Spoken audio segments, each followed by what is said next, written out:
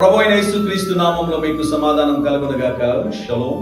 ఈరోజు క్రైస్తవ సమాజంలో అనేకులు ఎదుర్కొనేటటువంటి అనేకమైన సమస్యల్లో ఓ ప్రాముఖ్యమైన సమస్యను మీకు జ్ఞాపకం చేయాలని నేను ఆశపడుతున్నాను ఉదయకాల సమయంలో. అది ఏంటి అంటే పాప భారం. గత జీవితంలో వారు చేసినటువంటి తప్పిదాలు, గత జీవితంలో వారు చేసినటువంటి పాపాలు రక్షించబడిన తర్వాత యేసు ప్రభు శిలువ రక్తం చేత కడగబడిన తర్వాత కూడా ఏవైనా చిన్ని సమస్యలు ఏర్పడినప్పుడు, చిన్ని ఓటమి కలిగినప్పుడు, కృంగిపోయిన సమయంలో నా జీవితంలో నేను చేసినటువంటి ఆ పాపాల వల్ల, ఆ తప్పిదముల వల్ల అవన్నీ కూడా నా మీద మళ్ళీ తిరిగి పనిచేస్తున్నాయి కనుక నా జీవితంలో ఓటమి కలుగుతుంది అంటూ ఉంటాను.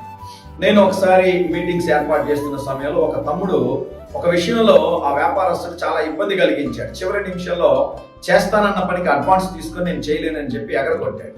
చాలా బాధపడ్డాను, దుఃఖపడ్డాను. 9th అవర్లో రిటర్న్ చేసే డబ్బులు ఏం చేయాలో అర్థం కానప్పుడు నేను ఆ అబ్బాయికి ఒక మాట చెప్పాను, నువ్వు దేవుని సేవకుని బాధ పెడుతున్నావు, దేవుని సేవకుని కష్టపెడుతున్నావు అని చెప్పి కొంచెం కఠినంగా మాట్లాడాను.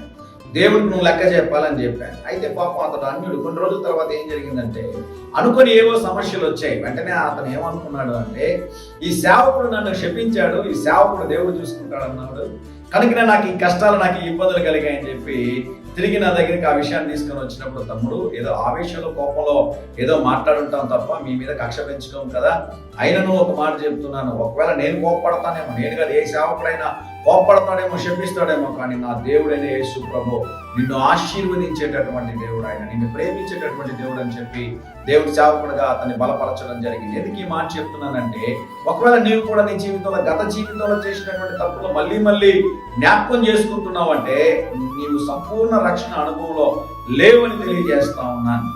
దేవుడు ఒకసారి నిన్ను క్షమిస్తే తూర్పుకి పడమరకి ఎంత దూరం ఉందో మన పాపములను, మన అతిక్రమములు దేవుడు అంత దూరపరిచేటటువంటి దేవుడు. గత జీవితంలో చేసినటువంటి తప్పిదాలని మళ్ళీ మళ్ళీ జ్ఞాపకం చేసుకో.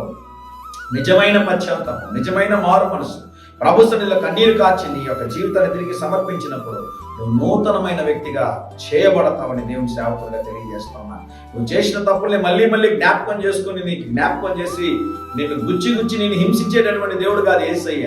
ప్రేమ కలిగిన దేవుడు యేసయ్య, దయ కలిగిన దేవుడు యేసయ్య, కనికరమ కలిగినటువంటి దేవుడు యేసు ప్రభువుని జ్ఞాపకం చేస్తూ ఈ ఉదయకాల సమయంలో యెషయా గ్రంథము 44వ అధ్యాయం 22వ వచనంలో మబ్బు తొలగునట్లుగా నీ పాపములను తుడిచివేసి ఉన్నాను. దేవుని నామానికి స్తోత్రం కలిగిన గాక. దేవుడు నీ పాపాలన్నింటినీ తుడిచివేసినాడు. దేవునికి స్తోత్రం చెప్తావు ఒకసారి. హల్లెలూయా. ఉదయకాల సమయంలో ధైర్యంగా ఈ దినాన్ని ఎదుర్కోండి. దేవుని సన్నిధి మీకు తోడుగా వచ్చి బలపరచును గాక. పరలోకపు తండ్రి, మా ప్రియుల పాపాలు క్షమించినందుకు స్తోత్రం. శిలువ రక్తం చేత కడిగి పరిశుద్ధపరచు, వారిని మహిమపరచమని, తలపెట్టే కార్యాలన్నింటిలో జయమును అనుగ్రహించమని యేసు నామములో ప్రార్థిస్తున్నాము తండ్రి. ఆమేన్, ఆమేన్.